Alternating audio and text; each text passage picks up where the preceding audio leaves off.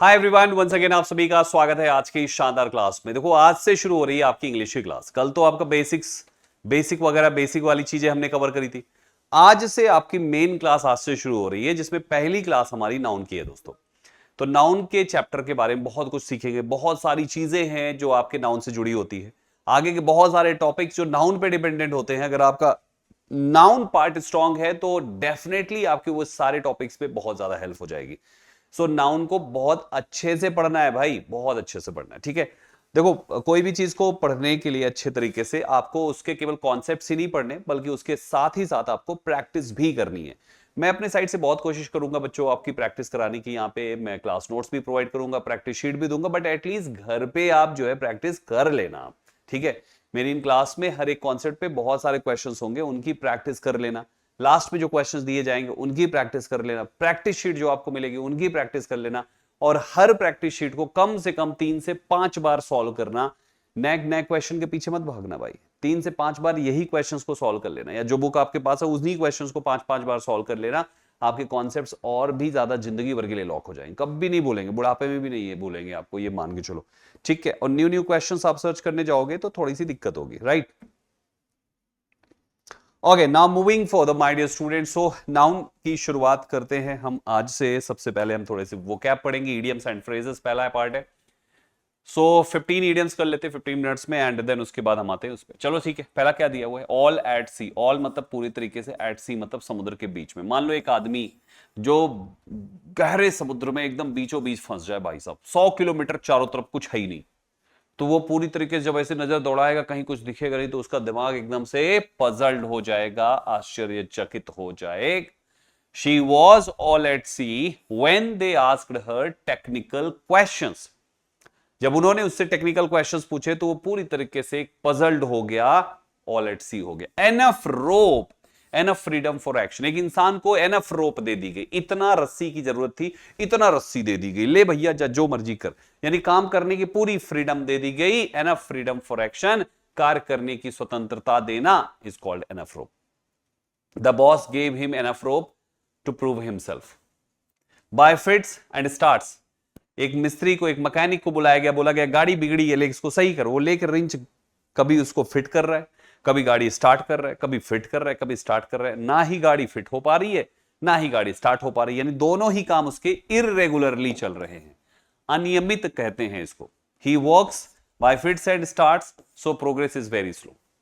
वो इररेगुलरली काम करता है, अनियमित तरीके से काम करता है, इसलिए उसकी प्रोग्रेस स्लो है। टोकन स्ट्राइक, देखो ये टोकन जो शब्द है ना, इसका मतलब होता है स्मॉल, थोड़ा सा। जैसे टोकन मनी दिया जाता है, जब कोई आदमी कोई चीज परचेज करता है तो उसके लिए वो पहले टोकन मनी प्रोवाइड करता है। जैसे आपको सपोज कोई लैंड परचेज करनी है, 20 लाख रुपए की लैंड है, आप 50,000 टोकन मनी पहले दे देते हो, जिसको बयाना कहते हैं। वो 50,000 टोकन अमाउंट इस बात की गारंटी है कि बाकी के 19.5 लाख आएगा ही आएगा।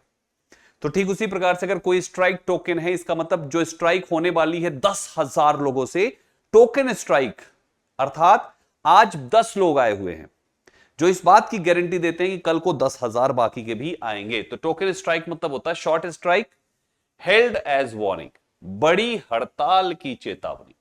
The workers staged a token strike to demand better facilities. Face the music, एक बच्चा एग्जाम में कम नंबर लेकर आया, 100 नंबर का पेपर था मैथ्स का, उसके 15 नंबर आए। जाके पिताजी को जैसे ही दिखाया उसने रिपोर्ट कार्ड, पिताजी ने जो डांटा उसको, उधर से आवाज आ रही है और इसको सुन के उसे झेलना पड़ रहा है, सहना पड़ रहा है। पिताजी की डांट एक म्यूजिक की तरह निकल रही है और इसे फेस मतलब से झेलना पड़ रहा है। फेस द म्यूजिक मतलब डांट खाना, आलोचना झेलना। He missed the deadline and had to face the music in the meeting, इसलिए उसे मीटिंग में म्यूजिक फेस करनी पड़ी। लुक डाउन अपॉन का मतलब है हेट इंटेंसली, यानी घृणा करना। लुक डाउन, लुक मतलब देखना, डाउन मतलब नीचे। किसी इंसान को हमेशा नीचे देखना चाहता है, अर्थात उससे घृणा करता है, तभी चाहता है ये आगे ना बढ़ पाए। We should never look down upon others based on their background. अगला दिया हुआ है फ्लॉगिंग अ डेड हॉर्स, एक मरे हुए घोड़े पर कोड़े बरसाना। मरा हुआ घोड़ा जो रास्ते में पड़ा है, कोड़े मारने से क्या रास्ता छोड़ देगा क्या? नहीं, यानी ये वेस्टिंग है टाइम इन यूजलेस एफर्ट्स। बेकार कार्य में समय बर्बाद करना। Convincing him to change is like flogging a dead horse, उसको कन्विंस करना कि भाई बदल जा, बिल्कुल यूजलेस एफर्ट के जैसा है। At one's wits end, one's मतलब खुद का, वेट मीन्स होता है बुद्धि, बुद्धि का क्या हो गया है, एंड, अंत हो गया। दिमाग बुद्धि का एंड हो गया। कभी कभी इंसान कहता ना यार दिमाग नहीं काम कर रहा, यानी वो पूरी तरीके से पजल्ड हो गया है, कंफ्यूज्ड हो गया है, परप्लेक्स्ड हो गया है, चकित हो गया है। I was at my wit's end when my laptop suddenly crashed before the presentation. तो मेरा दिमाग ही काम करना बंद कर दिया कि बताओ प्रेजेंटेशन, लैपटॉप क्रैश कर गया। अंडर अ क्लाउड, बादल के नीचे, आने वाला है भाई साहब। अंडर सस्पिशन कहते हैं, शक के दायरे में इसे कहते हैं। एक होता है अंडर, जैसे कहते हैं ना तुम्हारे ऊपर शक के बादल मंडरा रहे हैं, शक के बादल मंडरा रहे हैं, किसी पे शक के बादल मंडरा रहे हैं, दैट मीन्स बादल शब्द यानी क्लाउड शब्द हो गया। तो शक के बादल, अंडर अ क्लाउड। एक अभी आएगा आगे, under a weather, under the weather. Under the weather का मतलब होता है वेदर के अंडर में आ गया। कौन सा वेदर, बारिश वाला वेदर आया, एक आदमी उसके अंडर में आ गया, एक बच्चा भीग गया भाई साहब, तो वो क्या हो गया, बीमार पड़ गया। तो अंडर द वेदर का मतलब होता है बीमार पड़ना, और अंडर अ क्लाउड का मतलब होता है शक के दायरे में। He has been under a cloud since the audit revealed irregularities, जब से ऑडिट ने रिवील कर दिया इरेगुलरिटीज को, तब से वो शक के दायरे में। प्लेड हैवॉक, प्लेड मतलब खेला, हैवॉक मींस होता है तबाही, तबाही खेलना। मान लीजिए आंधी तूफान आया, तबाही मच गई, लैंडस्लाइड्स, सबके घर की छतें उड़ जा रही भाई साहब, क्या है ये, कॉज्ड डिस्ट्रैक्शन, तबाही मचाना कहते हैं इसको। The sudden storm played havoc with the city's power supply. To bark up the wrong tree, bark मतलब होता है भौंकना, भौंकता कौन है, कुत्ता। एक कुत्ते की रोटी एक बंदर लेके पेड़ पे चढ़ गया, कुत्ता उस पेड़ के पास जाके भौंक रहा है, और बंदर पेड़ के ऊपर ऊपर से किसी और जगह निकल गया, कुत्ते को पता ही नहीं, वो भौंक रहा है रॉन्ग ट्री पर। इसका मतलब to be wrong about the reason for something, गलत फहमी में होना। वो गलत फहमी में, उसे लग रहा है बंदर ऊपर ही है, भौंकूंगा डर के फेंक देगा रोटी, लेकिन बंदर तो कहीं और निकल गया। If you think I broke the wedge, तो you are barking up the wrong tree. Cross the bridge when it comes to it, cross करो ब्रिज को, पुल को, पुल को क्रॉस तब करो जब तुम इसके पास आ जाओ, अर्थात जब मुसीबत आए तो उसको संभालो। Deal with something only when necessary, सही समय पर चीजों का निपटारा करना, that is called cross the bridge when it comes to it. Don't worry about the interview now, we will cross the bridge when we come to it. तो इसलिए अभी चिंता करने की कोई जरूरत नहीं है। नेक्स्ट है क्रॉस सॉर्ड्स, सॉर्ड्स का मतलब होता है तलवार। आप कभी दो लोगों को लड़ते हुए देखिए तलवार से, जब एक आदमी ऐसे करके तलवार का अटैक करता है तो दूसरा आदमी ऐसे करके उसको डिफेंड करता है। तो ये क्रॉस तलवार की तब बनती है जब दो लोग लड़ रहे होते हैं, तो लड़ना कहते हैं क्रॉस सॉर्ड्स को। The two leaders crossed swords during the debate. Out and out का मतलब पूरी तरीके से, out and out, out out भाई बाहर जा, यानी that was an out and out lie, पूर्णतः झूठ था वो। और ऑन द कफ, किसी को कफ में लगा दी, कफ मींस होता है हथकड़ी, अगर किसी के हथकड़ी है इसका मतलब वो बंधक बना है, पैसे लेकर उधारी पर है वो। He bought the groceries on the cuff, उधारी पे, and promised to pay later, और बाद में चुकाने का वादा। तो ये हो गए आपके 15 इंपॉर्टेंट इडियम्स। अब इन्हीं पे क्विज होगा दोस्तों, फटाफट आंसर करिए, कितने याद हुए आपको पता तो चलना चाहिए। All let's see answer, puzzled होगा। Next,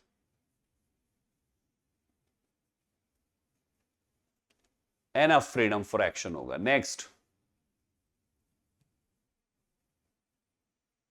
irregularly. Next,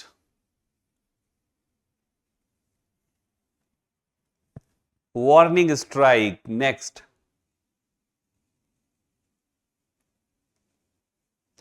get reprimanded, डांट खाना जिसे कहते हैं। Next,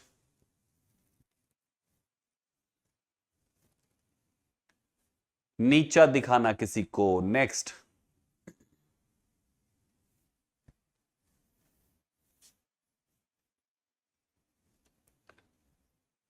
wasting time in useless effort. Next.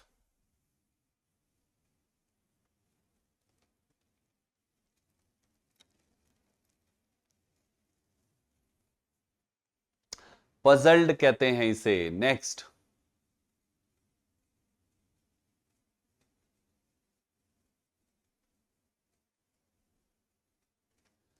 Under suspicion, शक के दायरे में होना. Next.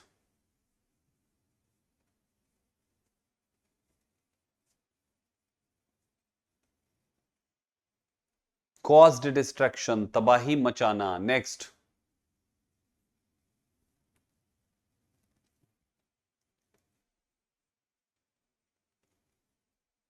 To be wrong about something. Next.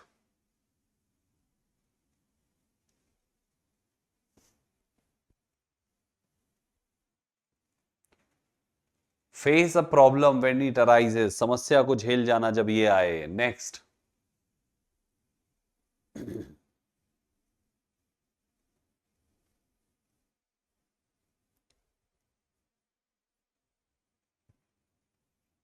लड़ना, क्वेरल करना, फाइट करना. नेक्स्ट.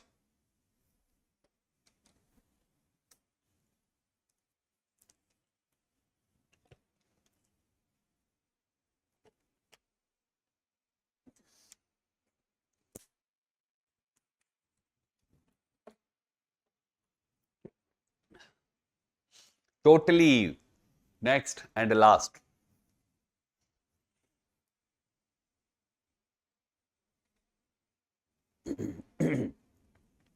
माय डियर स्टूडेंट्स, आइए चलते हैं, यहां से शुरू करते हैं हमारा नाउन चैप्टर. देखिए ध्यान से सुनिएगा.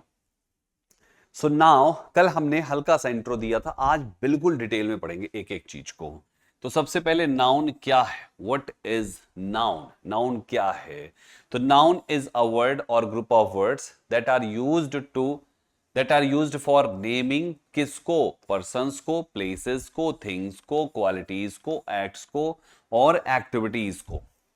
दुनिया में किसी भी चीज के नाम को नाउन कहा जाता है. कोई भी प्रकार के नाम को आप बोलेंगे, आप उसे नाउन कहेंगे दोस्तों. किसी का भी, कोई भी इवन न्यू डिस्कवरी भी होती है ना, तो सबसे पहले उसका नामकरण किया जाता है. वायरस आया तो कोरोना नाम रख दिया उसका. हाँ जी. तो नामकरण जिसका होता है दोस्तों, उसी को हम नाउन कहते हैं. जिसका नाम होता है उसी को हम नाउन कहते हैं. अब जैसे इंसानों के नाम ले लीजिए, तो जॉन, डॉक्टर, टीचर, ये सभी नाउन है.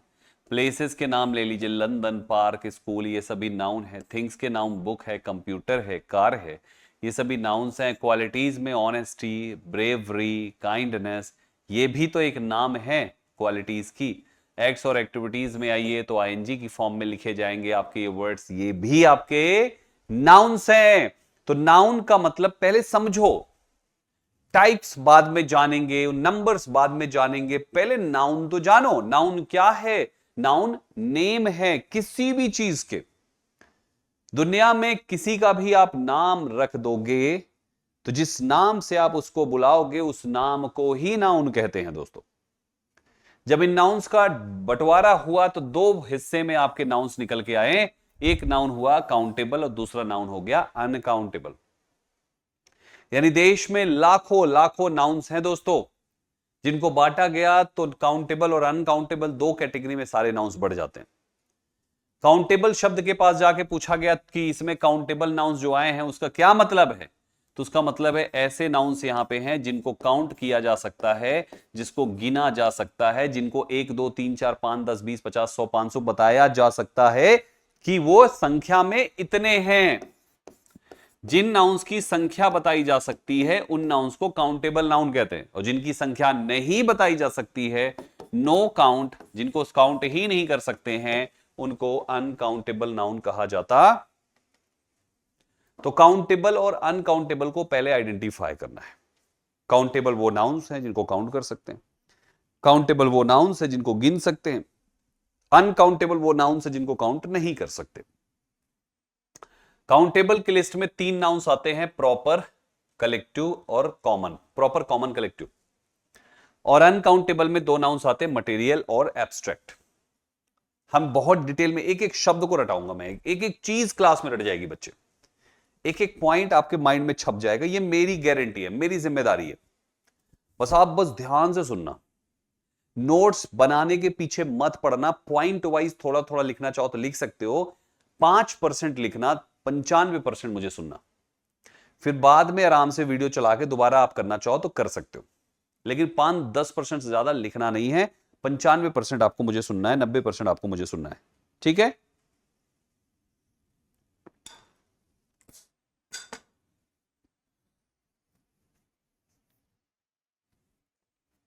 तो आइए चार्ट में जितने भी नेम्स गिवन हैं इनको पढ़ते हैं डिटेल में।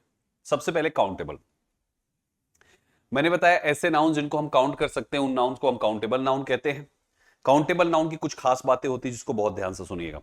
देखो दुनिया में जब हम किसी चीज को काउंट करते हैं तो शुरुआत करते हैं उसकी संख्या नंबर, उसके बाद आता है आपका 2, 3, 4 और आगे की कोई लिमिट नहीं है, कहीं तक भी लेके जा सकते हैं। तो जब कोई चीज, कोई किसी नाउन को आप काउंटेबल कहते हो तो वो नाउन आपका एक भी हो सकता है और एक से ज्यादा भी हो सकता है। इसलिए जब वो नाउन 1 हो तो उस नाउन को कहते हैं कि वो नाउन सिंगल है, और सिंगल हुए नाउन को सिंगुलर कहा जाता है। इंग्लिश की भाषा में हम उसे सिंगुलर कहते हैं। और जैसे ही वो एक से ज्यादा होता है, कोई भी संख्या हो एक से ज्यादा है तो वो उसको इंग्लिश की भाषा में प्लूरल कहते हैं। क्या कहते हैं? यानी जब भी वो मोर देन 1 होता है तो उसको प्लूरल कहा जाएगा, और केवल 1 है तो हम उसको सिंगुलर कहेंगे। 1 को सिंगुलर कहेंगे, मोर देन 1 को प्लूरल कहेंगे। किसी भी नाउन को पकड़िए, टेबल है तो प्लूरल टेबल्स हो गया, बॉय है तो बॉयज हो गया, टीचर है तो टीचर्स हो गया, रुपी को रुपीज हो गया, चाइल्ड का प्लूरल चिल्ड्रन हो गया। यानी हमारे ये नाउन्स काउंटेबल हैं, इसलिए इनको प्लूरल बनाया जा सकता है। जो काउंटेबल नाउन्स होंगे जब वो सिंगुलर होंगे, 1 होंगे, जैसे ये शब्द हैं, तो इनके साथ आप सिंगुलर वाली वर्ब का यूज करेंगे दोस्तों, इनके साथ आप सिंगुलर वाली वर्ब का यूज कर रहे हैं। लेकिन जब यही नाउन्स आपके प्लूरल हो जाते हैं तो इनके साथ आप प्लूरल वाली वर्ब का यूज करना शुरू कर देते हैं, क्योंकि अब ये नाउन्स हमारे प्लूरल हो चुके हैं। तो सिंगुलर नाउन को सिंगुलर वर्ब दिया जाता है, प्लूरल नाउन को प्लूरल वर्ब दिया जाता है। जैसा नाउन होता है वैसा वर्ब उसको पकड़ाया जाता। बेसिक बात हो गई। अब इनके 5 जो रूप आते हैं, नहीं 5 टोटल हैं, 3 आपके जो रूप आते हैं, प्रॉपर, कॉमन, कलेक्टिव। उसमें से सबसे पहले नाउन का है नाम है प्रॉपर नाउन। प्रॉपर नाउन क्या होता है? दुनिया में जितने भी स्पेसिफिक नेम होते हैं, चाहे किसी का भी नाम हो, पर्टिकुलर नाउन ऑफ एनीथिंग, जैसे अगर मैं बोलता हूं स्टूडेंट्स स्टैंड अप, तो सारे ही बच्चे खड़े हो जाएंगे क्लास में। मान लो मैं यहां पे मान लीजिए 500 बच्चे बैठे हैं और मैं बोलूं स्टूडेंट्स स्टैंड अप, सारे खड़े हो जाएंगे। लेकिन मैं अगर बोलता हूं कि रमेश स्टैंड अप, तो केवल रमेश खड़ा होगा। संजय स्टैंड अप, केवल संजय खड़ा होगा। अनिल स्टैंड अप, केवल अनिल खड़ा होगा। हो सकता है सेंटेंस जो मैं अनिल स्टैंड अप कह रहा हूं, उन 500 बच्चों में से 4 अनिल बैठे हो क्लास में, चारों खड़े हो जाएंगे, सारे तो नहीं खड़े होंगे ना। अब मैंने अनिल शब्द बोला तो अनिल अनिल अनिल अनिल नाम के 4 बंदे चारों खड़े हो गए, लेकिन भाई साहब जो मनोज है वो तो नहीं खड़ा होगा ना। बट अगर मैं कहता हूं स्टूडेंट्स स्टैंड अप या बॉयज स्टैंड अप, तो सारे बॉयज खड़े हो जाएंगे या तो सारे स्टूडेंट्स खड़े हो जाएंगे। याद रखिएगा, जब कभी भी किसी ऐसे नाम को लिया जाए जो केवल पर्टिकुलर के लिए है, कुछ के लिए ही है, खास किसी के लिए है, उस नाउन को हम प्रॉपर नाउन कहते हैं। वो चाहे आपके इंसानों में हो, वो चाहे किसी प्लेसेस के नाम में आए, किसी ऑर्गेनाइजेशन का नाम हो या किसी थिंग का नाम हो, स्पेसिफिक नाम होना चाहिए। अब इंसानों के नाम में जैसे John, Mary, David, Sandeep, proper noun है, आप सभी का नाम प्रॉपर नाउन है। ठीक है, ऐसे ही आपके प्लेसेस में पेरिस, न्यूयॉर्क, दिल्ली, टोक्यो, आपका अपना गांव, मेरा अपना गांव, आपका अपना शहर, मेरा अपना शहर, आपका अपना स्टेट, मेरा अपना स्टेट, किसी का भी नाम ले लीजिए, सब के सब प्रॉपर नाउन। ऑर्गेनाइजेशन नाम में जाइए, आप माइक्रोसॉफ्ट बोलेंगे तो माइक्रोसॉफ्ट की तो बात कर रहे हो आप इसी तरीके से गूगल बोलेंगे तो गूगल की ही तो बात कर रहे हो। यूनाइटेड नेशंस कहेंगे तो वही है, रेड क्रॉस कहेंगे तो वही है। थिंग्स के नाम में जैसे Coca Cola, Nike, iPhone, play station, ये सभी हमारे कौन से नाउन में आते हैं? ये सभी हमारे प्रॉपर नाउन में आते हैं दोस्तों। अब कुछ बेसिक एग्जांपल्स, जैसे Ram is my friend, Ram के लिए इज लगाया। आई लिव इन कहां पे? दिल्ली में। ही केम फ्रॉम कहां से, प्रयागराज से। ही इज कौन है, राजू है। तो ये हमने छोटे मोटे एग्जाम्पल्स ले लिए। कुछ बात यहां पे समझना जरूरी है। जैसा कि मैंने बोला कि जो प्रॉपर नाउन है वो हमारा काउंटेबल नाउन है, और काउंटेबल नाउन की कंडीशन है कि वो नाउन हमारा सिंगुलर और प्लूरल दोनों होना चाहिए। तो हमारे पास अगर केवल राम है तो ये प्लूरल कैसे होगा? प्लूरल बनाने के दो तरीके। सबसे पहला तरीका है, आप राम के साथ एक और नाम जोड़ दीजिए, राम एंड गोपाल, यानी एक से ज्यादा प्रॉपर नाउन यूज करके उसे प्लूरल बनाया जाता है। पहली बात होगी। और दूसरी बात, मेरे पास राम है, मेरे पास राम नाम के दूसरा कोई नहीं है, इसलिए मैंने गोपाल को अपने साथ में शामिल कर लिया। अगर मेरे पास राम नाम के 3-4 लड़के क्लास में बैठे हुए मिल जाए रामचंद्र नाम के, तो मैं फिर वहां पे यही तो लिखूंगा। सपोज 4 लड़के हैं तो मैं लिखूंगा 4 राम्स, मैं ऐसे लिखूंगा। और मैं इसके बाद लगाऊंगा प्लूरल वर्ब दोस्तों। अगर मेरे पास 3 अनिल नाम है, मैं लिखूंगा 3 Anils, 3 Anils are sitting here. यानी मैं प्रॉपर नाउन को प्लूरल बनाने का ये तरीका भी अपनाऊंगा, क्योंकि ये एक काउंटेबल नाउन होता। जिस तरीके से हम बॉय को बॉयज करते हैं, उसी तरीके से अगर कहीं पर स्नेहा लिखा है तो हम इसको एक से ज्यादा होने पर स्नेहास करेंगे दोस्तों। यानी हम हमारे किसी भी प्रॉपर नाउन को इस तरीके से प्लूरल बना सकते हैं। और जैसे हमारा प्रॉपर नाउन प्लूरल होगा तो उसी के अकॉर्डिंग आपको अपनी वर्ब लगानी है। आपके एग्जाम में प्रॉपर नाउन पर जो एरर पूछी जाएगी दोस्तों, वो सबसे पहले पूछी जाती है एरर उसके वर्ब को लेकर, कि भाई ये प्रॉपर नाउन है तो इसके साथ ये वर्ब होनी चाहिए, लेकिन वर्ब उसकी चेंज होगी। जैसे सिंगुलर को सिंगुलर चाहिए, प्लूरल को प्लूरल चाहिए, वहीं पे क्रॉस कर देते, सिंगुलर को प्लूरल या प्लूरल को सिंगुलर पकड़ा देते। ये पहली टाइप की एरर है। दूसरे टाइप की जो प्रॉपर नाउन को लेकर एरर आती है वो आती है इसके साथ सही प्रोनाउन का इस्तेमाल। जैसे मेरा नाम संदीप है और अगर मैं Sandeep as a subject sentence में आऊं तो मेरे लिए आपको यूज करना पड़ेगा ही या ही से बने हुए कोई वर्ड, जैसे कि हिम हो गया, हिज हो गया। अब आपके एग्जाम में क्या होगा कि भैया वो संदीप के लिए ये लगाने के बजाय वो देयर लगा देंगे, प्लूरल प्रोनाउन। गलत है। वो हर लगा देंगे। हर, हर तो लड़कियों के लिए आता है। आपको संदीप के अंदर कहीं से भी लड़की वाले लक्षण लग रहे हैं? मैं बिंदिया लगा के आया हूं क्या?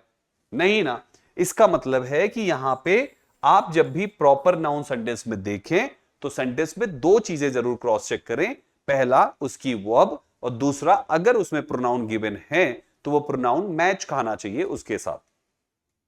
कौन सा प्रोनाउन किसके लिए आता है वो तो मैं नाउन के बाद अगली वाली क्लास, अगला टॉपिक जो होगा वो प्रोनाउन का ही होगा, उसी में सिखाऊंगा। बट अभी इतना जान लेना कि दो चीजें आपको प्रॉपर नाउन या सारे ही नाउन्स पे चेक करनी होती है। पहली बात होगी। दूसरे पे आपका आइडेंटिफाई कैसे करेंगे प्रॉपर नाउन को? कुछ नहीं भाई, आसान है। तो मैं ये छोटा सा टास्क आपसे अभी करवाता हूं। आप मुझे तुरंत का तुरंत, कितना टाइम दे दूं मैं? 3 मिनट। 3 मिनट ज्यादा हो जाएगा क्या? 2 मिनट ले लो, चलो। 2 मिनट में इसके अंदर जितने भी प्रॉपर नाउन है सारे खोज कर बताओ। छोटा सा टास्क ये अभी अभी है, करो सारे प्रॉपर नाउन्स खोजो।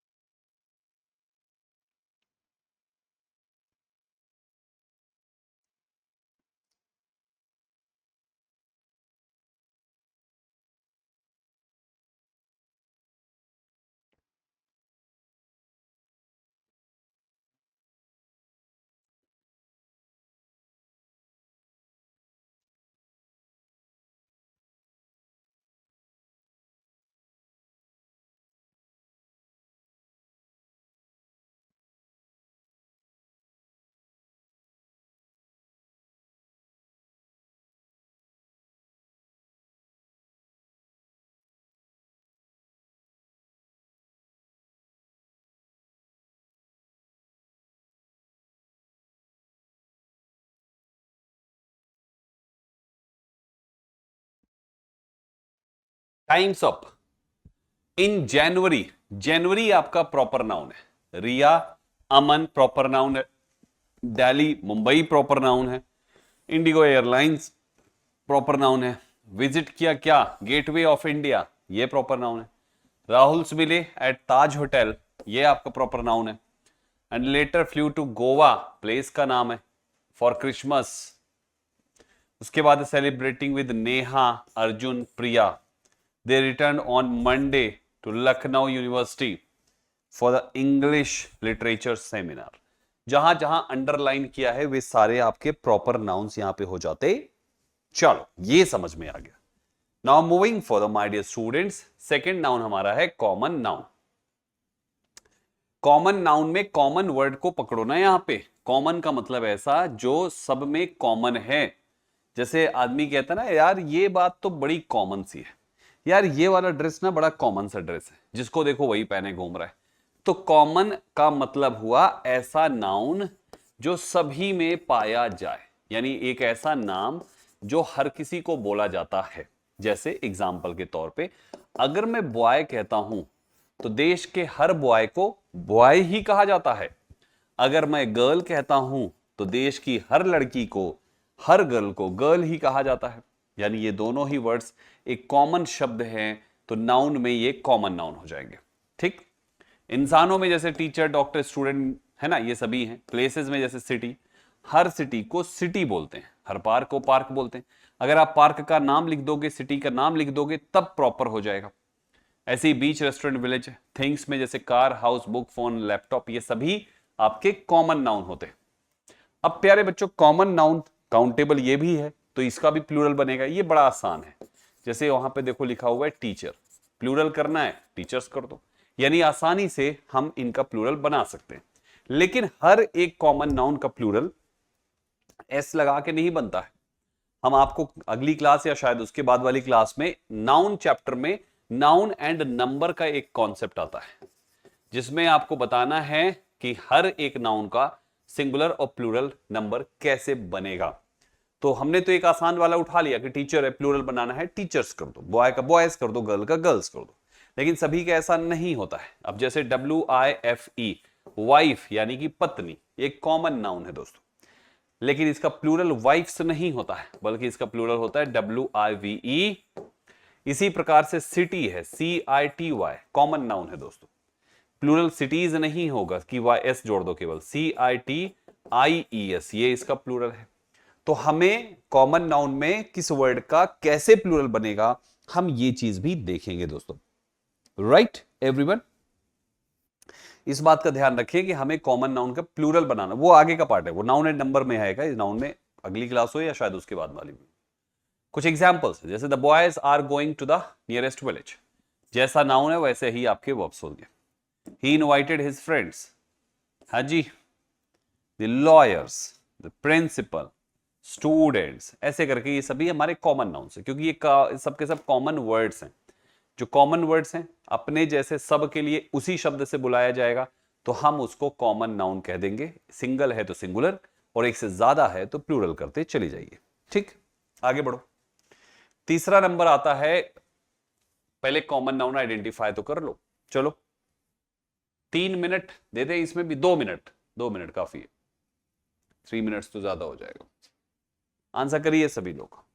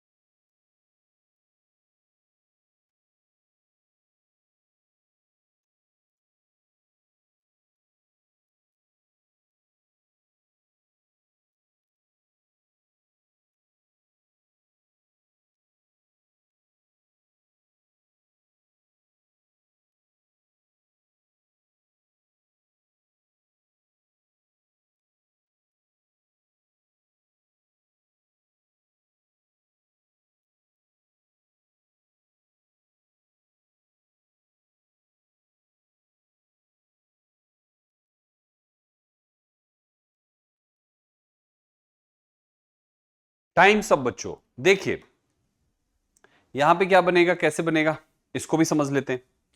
द टीचर, हर टीचर को टीचर कहते हैं। एंटर द क्लासरूम जगह का है, बुक हो गया, हैंड हो गया, स्टूडेंट है, नोटबुक है, पेन है, ब्लैक बोर्ड है, lesson, story, bell, children, room, smiles, smiles नहीं होगा, फेसेस कह सकते हैं। वैसे दो प्रकार के सेंसेस में आएंगे और आगे सिखाऊंगा, अभी आप कलेक्टिव पढ़ने वाले हैं। चलो, तो ये हमारे कॉमन नाउन्स की लिस्ट में आते हैं। जितने भी जगहों पे आपको ये लिए अंडरलाइन किया ना, ये सारे ही नाउन्स आपके कॉमन नाउन्स में आते हैं। तीसरे नंबर पे आ जाओ, कलेक्टिव नाउन क्या होता है बच्चे। कलेक्टिव समझने के लिए सबसे पहले आप इसको देखो, ये बना किससे है। कलेक्टिव बना है कलेक्ट से, और कलेक्ट का मतलब है चीजों को इकट्ठा करना। आदमी कहता ना इकट्ठा कर लो, कलेक्ट कर लो। तो अगर कोई चीजें इकट्ठा करी गई है तो वो हमारा कलेक्टिव नाउन बना। अब इकट्ठा करा किसको गया है, बहुत ध्यान से सुनिएगा।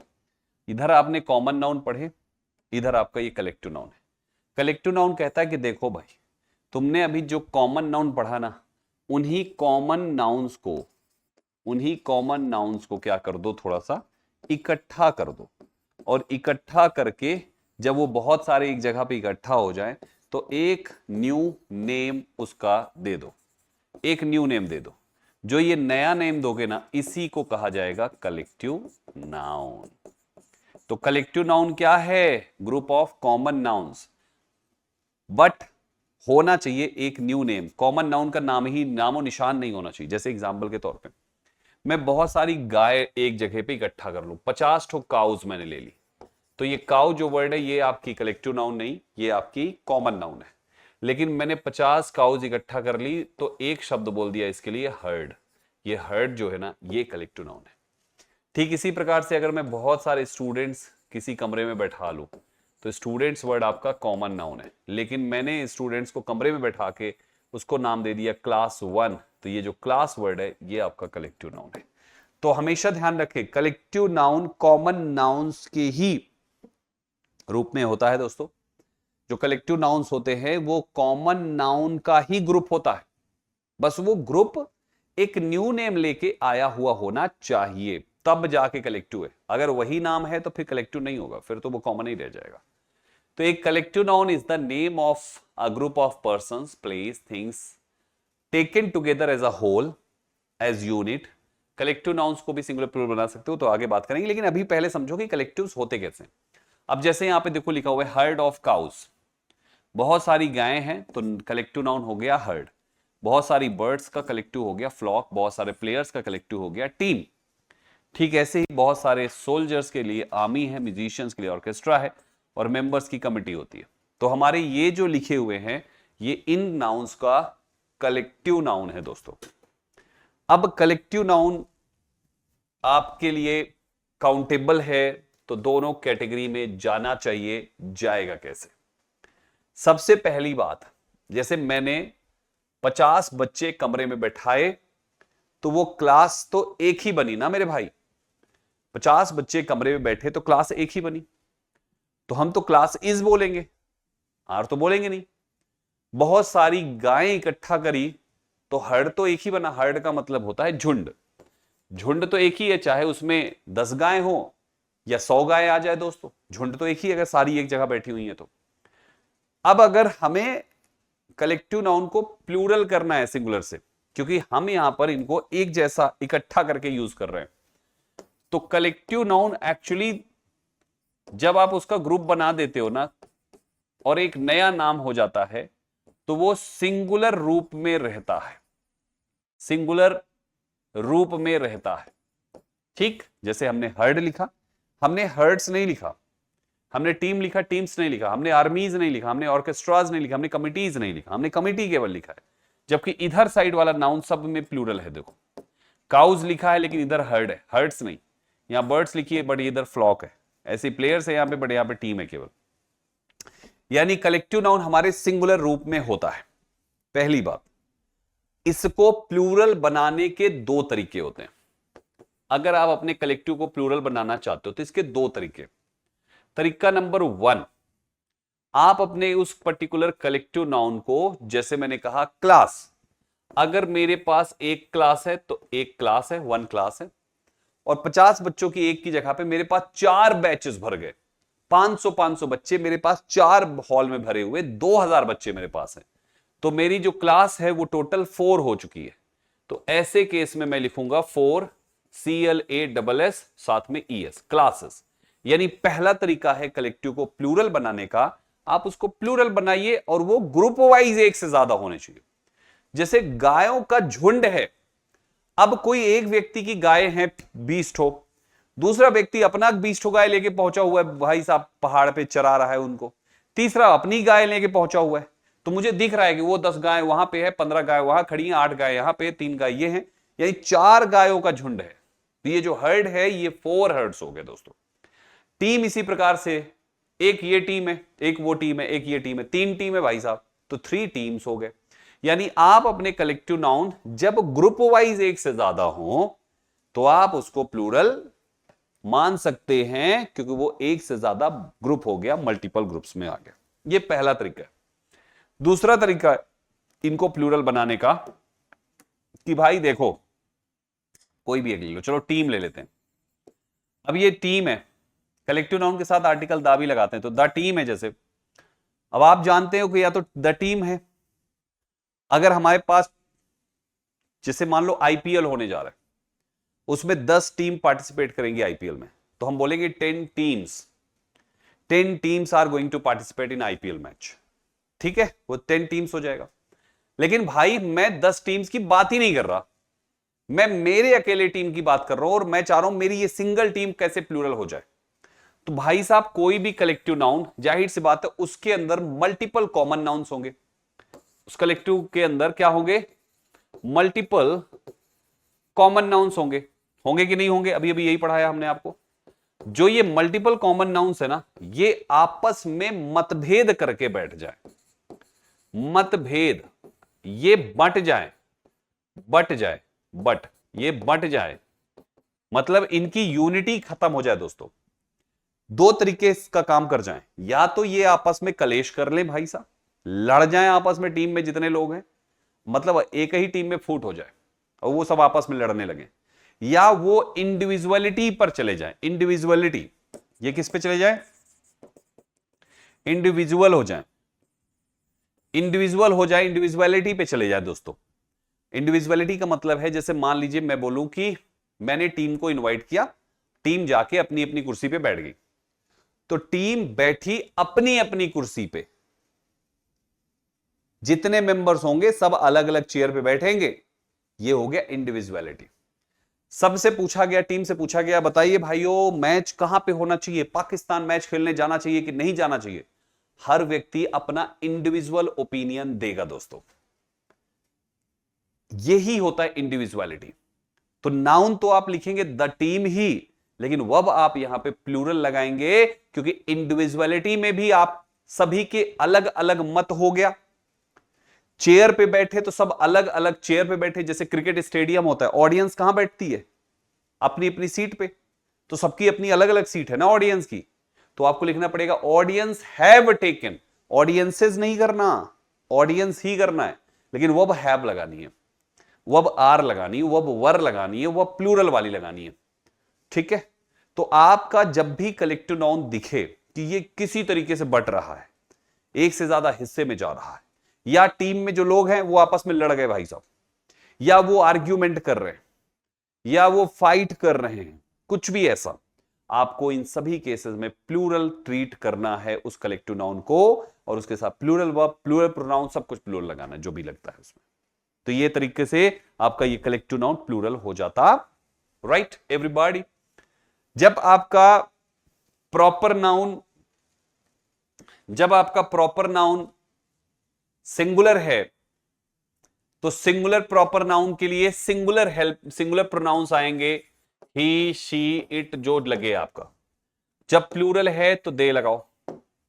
ठीक ऐसे ही कॉमन नाउन जब सिंगुलर है तो इसमें भी आपको ही, शी, इट, जो लगे वो लगाओ। मैं आगे पढ़ाऊंगा, ये तो प्रोनाउन का चैप्टर, प्रोनाउन का पार्ट है, कहां पे ही आएगा, कहां पे शी आएगा, कहां पे इट आएगा। यहां पे बस हल्का सा लिख दे रहा हूं, और जब प्लूरल है तो यहां पे भी दे लगाओ। लेकिन मेरे प्यारे भाइयों, जब कलेक्टिव नाउन आपका सिंगुलर होगा तब केवल इट लगेगा, चाहे कोई भी कलेक्टिव आ जाए। और ये प्लूरल होगा तो हर प्लूरल दे लेता है, ये भी दे ले लेगा। तो इस बात का ध्यान रखें कि आपके collective noun as a singular pronoun it लेंगे। इट चाहिए, इट्स चाहिए, जो ठीक लगे वो लगाइए, जहां पे सब्जेक्टिव ऑब्जेक्टिव बहुत सारी चीजें हैं जो आगे आपको पढ़ाया जाएगा। सो आपको ध्यान देना है, प्रोनाउन मिसमैच करके एग्जाम में प्रॉब्लम आती है, वर्ब गड़बड़ करके एग्जाम में प्रॉब्लम आती है, दोनों चेक करना पड़ता है अपने नाउन्स के लिए जब आप नाउन कवर कर रहे हो तो। ठीक है, अब आपके एग्जाम में कलेक्टिव नाउन पर एक और प्रकार से एरर आएगी। एक तो एरर आएगी कि उसका वर्ब गलत कर देंगे, प्रोनाउन गलत कर देंगे, ये दूसरी एरर आएगी। तीसरी एरर क्या आएगी पता है? यहां पे लिखा हुआ है हर्ड ऑफ काउज, वो लिख देगा हर्ड ऑफ काउ, काउज नहीं लिखेगा, वो लिख देगा हर्ड ऑफ। प्यारे साथियों, अगर उसने लिखा heard of cow, a herd of cow, तो एक अकेली गाय का कौन सा झुंड बना लोगे भाई साहब? हैं? आपने कहा द ज्यूरी ऑफ जज, एक अकेले जज का कौन सा आप जो है जूरी बना लोगे? नहीं ना। तो हमेशा अगर इस तरीके से लिखा हुआ है तो बाद वाला हमेशा प्लूरल ही होना चाहिए, यह भी ध्यान रखिएगा। तो पहली एरर आएगी उसके वर्ब की गलती करके, दूसरी एरर आएगी आपके प्रोनाउन को गलत करके, तीसरी एरर आएगी इसको गलत करके, और चौथी एरर आएगी एक और प्रकार से, जैसे काउज का हर्ड होता है, वो कलेक्टिव नाउन है बदल देगा, वो कहेगा अ पैक ऑफ काउज। अरे भाई, पता होना चाहिए ना कि गायों के झुंड को पैक नहीं कहते, हर्ड कहते हैं। तो हमारा ये वाला पार्ट गलत है, पैक तो भेड़ियों के झुंड को कहा जाता है। तो हमें कलेक्टिव नाउन्स भी याद होने चाहिए कि किसके झुंड को क्या बोला जाता है। कुछ कलेक्टिव नाउन्स मैं आपके लिए लेकर आया हूं, थोड़ा सा ये वर्ड मीनिंग का केस है, इसलिए मैं इसको होमवर्क के रूप में आपको प्रोवाइड करूंगा दोस्तों, कि स्टूडेंट्स के ग्रुप को क्लास, सोल्जर्स के लिए आर्मी, सिंगर्स के लिए क्वायर और सेलर्स के लिए क्रू है, म्यूजिशियंस का बैंड होता है और क्रू का बंच है। इसी प्रकार से ये दूसरा पेज, ये तीसरा पेज, ये चौथा पेज, ये पांचवा पेज, ये छठा पेज, 6 पेजेस, यानी टोटल 60 कलेक्टिव नाउन्स मैं आपके लिए सिलेक्टेड कलेक्टिव नाउन्स लिखकर लाया हूं। इनको पढ़ के तैयार कर लीजिएगा। ये वर्ड मीनिंग का केस है, ये वोकैबुलरी है कि इसके ग्रुप को ये कहते हैं, दैट्स इट।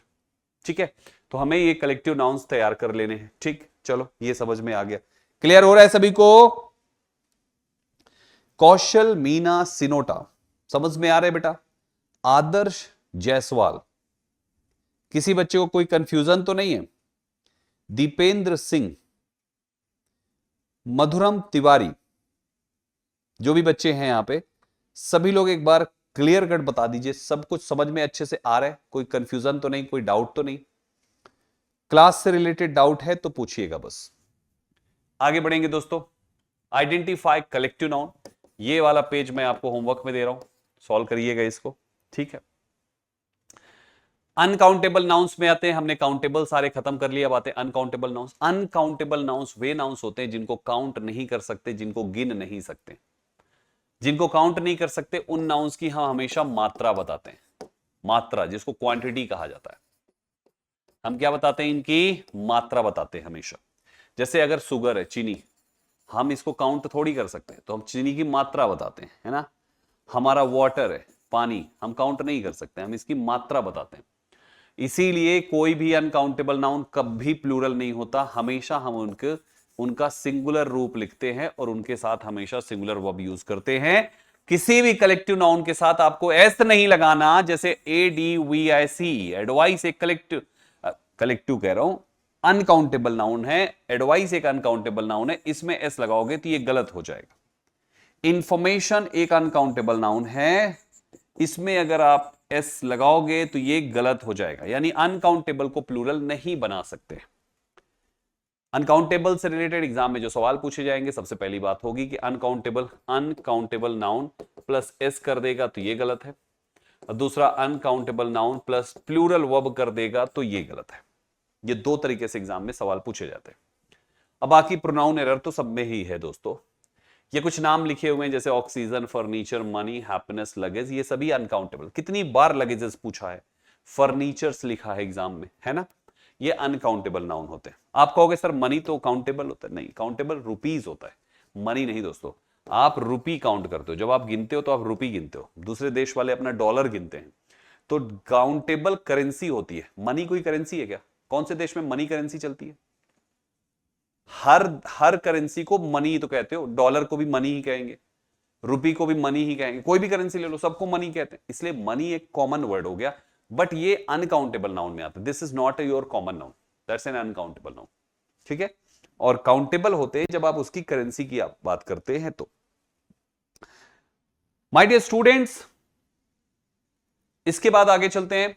अनकाउंटेबल के बाद दो अनकाउंटेबल्स होते हैं, मटेरियल और एब्स्ट्रैक्ट। मटेरियल नाउन में आते हैं वो नाउन्स जिनसे दूसरी चीजें बनाई जाती है दोस्तों, जिनसे दूसरी चीजें बनाई जाती है उन चीजों को मटेरियल नाउन कहा जाता है। जैसे कि वुड है, लकड़ी से हम बहुत सारी चीजें बनाते हैं, स्टील है, प्लास्टिक है, कोई भी मेटल ले लीजिए, कोई भी लिक्विड ले लीजिए, सब के सब आपके मटेरियल नाउन में आते हैं। जैसे कि वाटर है, मिल्क है, ये सभी मेटल में आयरन हो गया, सिल्वर हो गया, गोल्ड हो गया, ये सभी अनकाउंटेबल नाउन है। ये मटेरियल है दोस्तों, ये हमेशा सिंगुलर होते हैं, आप इनमें एस मत लगाना।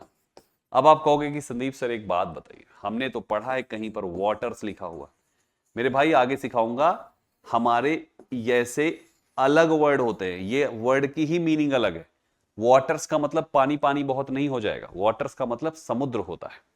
तो ये एक नया वर्ड आ जाता है जिसकी अलग मीनिंग आती है, ठीक है।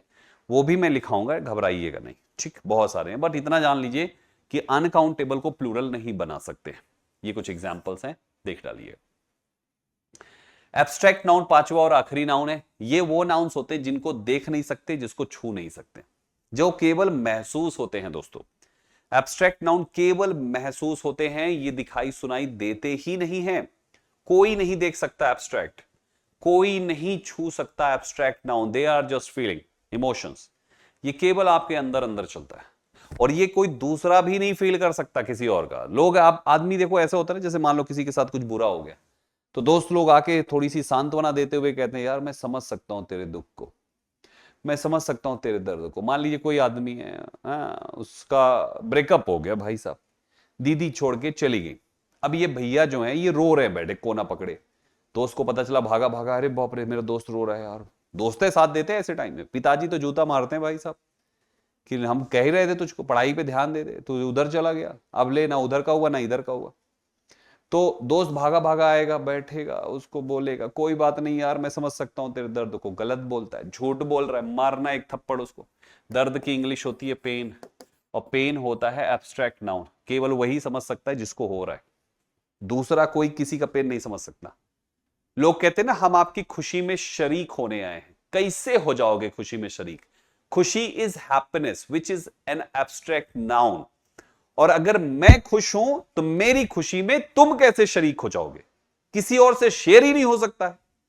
खुशी, आदमी कहता है ना खुशियां बांटने से बढ़ती हैं, अरे कोई बढ़ती घटती दुनिया की कोई चीज नहीं है। तुमने बांटा, तुमने ज्यादा महसूस किया, वो बढ़ गई। तुम बिना बांटे ज्यादा महसूस कर लो, बढ़ जाएगा। Are you getting my point? So मेरे भाई, यहां पे एब्स्ट्रैक्ट नाउन कभी कोई दूसरा फील ही नहीं कर सकता है। Love, courage, freedom, joy, sadness, knowledge, wisdom, justice, honesty, blindness, sweetness, kindness, goodness, justice, beauty, happiness etcetera, ये सब के सब एब्स्ट्रैक्ट नाउन है, और ये आपके हमेशा सिंगुलर होते हैं। इनके साथ हमेशा सिंगुलर वर्ब का इस्तेमाल करें, ठीक। काउंटेबल, अनकाउंटेबल कुछ ऐसे नाउन्स होते हैं जो दोनों में जाते हैं दोस्तों, जैसे हेयर है, स्टार है। आप इनको यूज के हिसाब से इनको काउंटेबल और अनकाउंटेबल ट्रीट करोगे। अब ये बाल है, हेयर। अगर मैं हेयर की बात करूं कि संदीप सर आपके बाल काले हैं, तो संदीप सर के हेयर बोला जाएगा, क्योंकि मैं पूरे बाल की बात कर रहा हूं। लेकिन आप ऐसे खोज करो संदीप सर आपके 2 बाल सफेद है, तो फिर यहां पे बोला जाएगा 2 hairs of Sandeep sir. Are, यहां पे आर बोला जाएगा, आर ग्रे। तो माय डियर स्टूडेंट्स, हमेशा ध्यान रखें जब आप हेयर को हो गया या स्टार, सेम केस स्टार में है, जब तारा बोलोगे तो सारी तारे सिंगुलर रह जाएंगे, लेकिन आप गिन के पॉइंट कर दोगे वो 4 तारों की बात हो रही, तो 4 स्टार्स। ठीक है, her here is curly, 5 hairs of her head, तो ये 5 जब कह दोगे तो हेयर्स होगा और ये प्लूरल भी होगा। ऐसे बहुत सारे नाउन्स होते हैं, जैसे पेपर है, काउंटेबल के रूप में इसका मतलब होता है newspaper. I bought 3 papers today, मैंने आज 3 पेपर्स खरीदे, मतलब मैंने आज 3 न्यूज़पेपर्स खरीदे। और दूसरा, जब आप इसको अनकाउंटेबल बनाओगे तो इसका मतलब हो गया I need some paper to write on, वो ब्लैंक पेज, वो पेपर ही होगा। ध्यान रखें दोस्तों। ऐसे ही ग्लास के केस में 2 प्रकार की ग्लास है, एक तो कांच होती है और एक पीने वाली। There are 3 glasses on the table, पीने वाली की बात कर रहे हैं। लेकिन glass is a fragile material, fragile का मतलब होता है वीक, कमजोर जिसे कहते हैं, एक फ्रेजाइल मटेरियल है, ये कांच की बात कर रहा है, अनकाउंटेबल। हेयर वाला आपको समझा चुका हूं। Light, the street lights are on, वो रोड पे गड़े हुए खंभों की बात करेगा तो ये काउंटेबल है, प्लूरल कर लो। लेकिन अनकाउंटेबल, प्रकाश की बात करोगे तो अनकाउंटेबल है। आयरन, लोहा की बात करोगे तो अनकाउंटेबल, प्रेस वाले की बात करोगे तो countable. He bought 2 irons for his shirts, press की बात कर रहे हैं, जो अपन रगड़ रगड़ के प्रेस करते हैं। और अनकाउंटेबल में आयरन यानी लोहा एज अ मेटल, ये अनकाउंटेबल है। टाइम, एक टाइम होता है, एक टाइम्स होता है, जिसका मतलब होता है बार, 3 बार 4 बार, तो 4 टाइम्स मैंने उसे कॉल किया। I have been there 3 times, मैं वहां पे 3 बार रहा, ये काउंटेबल है, प्लूरल हो जाएगा। टाइम फ्लाइज क्विकली, समय के सेंस में हमेशा अनकाउंटेबल। चिकन भी 2 प्रकार के हैं, we have 2 chickens in our backyard, ये वो खेल रहे जो चूंजे है ना, उनको कह रहा है। और अनकाउंटेबल वो पका पकाया जो भोजन है, chicken is a popular dish. ऐसी वॉक के केस में, he has done many works of art, और I have too much work to do, दोनों केसेस बन गया। तो ऐसे बहुत सारे आपके नाउन्स हैं जो जब काउंटेबल अनकाउंटेबल अलग अलग होते हैं ना, तो अलग ही मीनिंग के हो जाते हैं दोस्तों। इनको इस तरीके से ध्यान दीजिए कि यहां पे कब किन की क्या मीनिंग निकल के आती है, उसका आपको पता रहना चाहिए। ठीक है प्यारे साथियों, कुछ चीजें हैं यहां पे। एक ये आइडेंटिफाई कैसे करें, मैं इसको इसी में लगा रहने दूंगा। प्यारे साथियों, कोई भी ऐसा वर्ड जिसके आखिरी में ये लगा हुआ दिख जाए, उसको हम नाउन कहते हैं। और एक और पेज है, ये लगा हुआ दिख जाए, उसको हम नाउन कहते हैं। आखिरी में, लास्ट में लगेगा, लास्ट में लगा होगा। ठीक है, जैसे यहां पे देखो ENCE है ना, तो वर्ड के लास्ट में ENCE होगा, तो वो नाउन है दोस्तों। ऐसे ही ये भी है, लास्ट में लगा होगा तो ये नाउन है दोस्तों।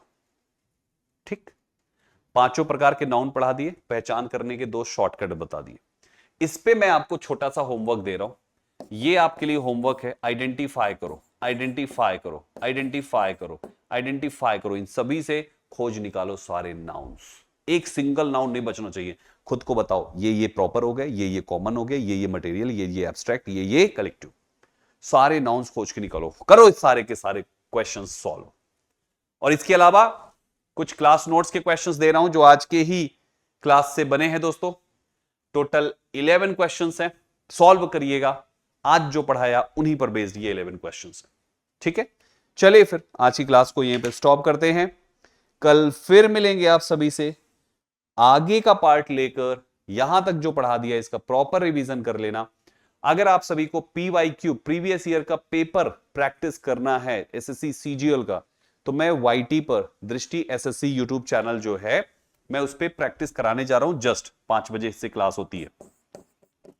दृष्टि SSC नाम से यूट्यूब चैनल है। इस यूट्यूब चैनल पे मेरी 5 बजे 5 PM पर डेली बेसिस पर SSC CGL PYQ practice series मैं आज से शुरू कर रहा हूं। आप चाहें तो ये भी साथ में लेके चल सकते हैं अपनी प्रिपरेशन को और भी बेहतर बनाने के लिए। तो ये चीज आप कर सकते हैं। मैं जस्ट इस क्लास को एंड करूंगा और अगली क्लास लगाऊंगा। देखो 5 बज गया है, अगली क्लास लगेगी 2-4 मिनट में, मैं आपको वहां पे लाइव मिलूंगा। ठीक, चलो मिलते हैं। आइए वहां पे आप देखिए, एक 2-4 दिन पेपर भी सॉल्व करके देख लीजिए, आपको एग्जैक्टली पता चलेगा कि अभी आप CGL के हिसाब से कितने गहराई पर हैं। अगर इसी तरीके का पेपर इस साल पूछा तो आपके कितने नंबर आएंगे, जरूर आके चेक कर लीजिए। चलिए मिलते हैं अगली क्लास में। Thank you very much, all the best guys.